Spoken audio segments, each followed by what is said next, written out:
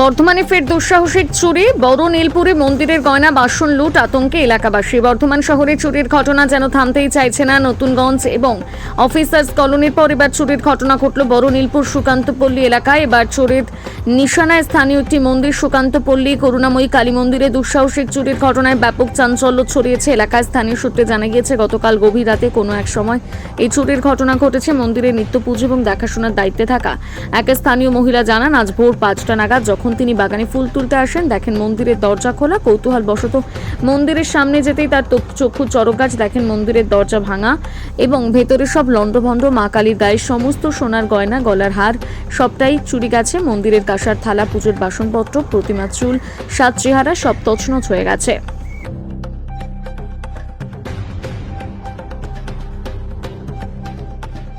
ফুল তুলতেছিলাম, ফুল তুলতে ঘুরে যাইয়া তারপর দেখি গেটটা খোলে, সময় 5টা বাজে।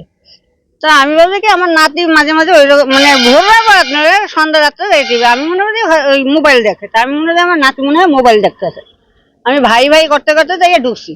আমি তারপরে সারা নাই, আমি চটি দেখি, তারপরে চটি নেই, হেয়ার পর উঠতে দেখি ওই তালারিটা ভাঙ্গা। ভেঙে আমি আবার ফাঁক করে দেখি যে কাঁসা পিতল ছিল, যা হেয়াও নাই, আর আমার গয়নাগাটিও কিছুই নাই। এর মধ্যে ওই বাচ্চা ছেলেটা এসছে, ওর এমনকি দেখতো ওই বাপি এইখানে এই জায়গার কালী মন্দিরে ওরে আমি ডাকতে গেছি, ও ওঠে নাই, ওরা আসে নাই। এরপর ওরে দিয়ে ডাকাইছে, ও উঠতে এসছে, এসে দেখে এইসব। কটা নাগাদ দেখেছিল? আমি দেখছি 5টার সময়। এরকম আর কখনো হয়েছিল? না না না না, এই প্রথমই হয়েছে, এই প্রথম হলো। হ্যাঁ, আর বাসন অনেক কিছু, বাসন অনেক বাসন ছিল, টিকলি, সোনার ছিল। হ্যাঁ, আমার নাম আলোরানী দাস। হ্যাঁ হ্যাঁ, উনি এখানে উনি দেখাশোনা করে, এখানে পুজো টুজো করে, সবই করে উনি। ওই তো টিকলি, কানেরটা নিতে পারিনি, হাতেরটা নিতে পারিনি, টিকলি, তারপরে গলার চিক, আরো বড় বড় হাত ছিল, সব এইগুলো গেছে। কাঁসার বাসন গেছে, এই সমস্তই গেছে।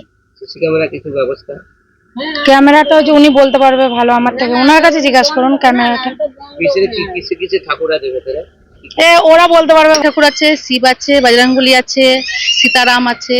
এতগুলো ঠাকুর ভেতরে এত পুজো হয়, ইয়ে হয়, কি মনে হচ্ছে এরকম ধরনের যারা কাজ করেছে, মনে হচ্ছে বাইরেকার কোনো লোকজন এটা করতে পারে? তা বাইরেকার লোক করেনি আমার মনে হচ্ছে, করলে এইদিকেই না হোক, এই আশেপাশেরই লোক হয়তো করেছে জিনিসটা। তো সোনার গয়না ছিল? ছিল, সেটা টিপ ছিল, একটা টিকলি ছিল, একটা চিক ছিল, কাঁসার বাসন ছিল কিছুগুলো। সবই চলে গেছে? সবই চলে গেছে। থানায় জানিয়েছিলেন? পুলিশ জানিয়েছিলেন? বললো, কাকা বললো যে জানাবে, এখন বলেছে কিনা বলতে পারছি না। আপনার নাম? আমার নাম পদ্মা রায়। কোন জায়গাটা?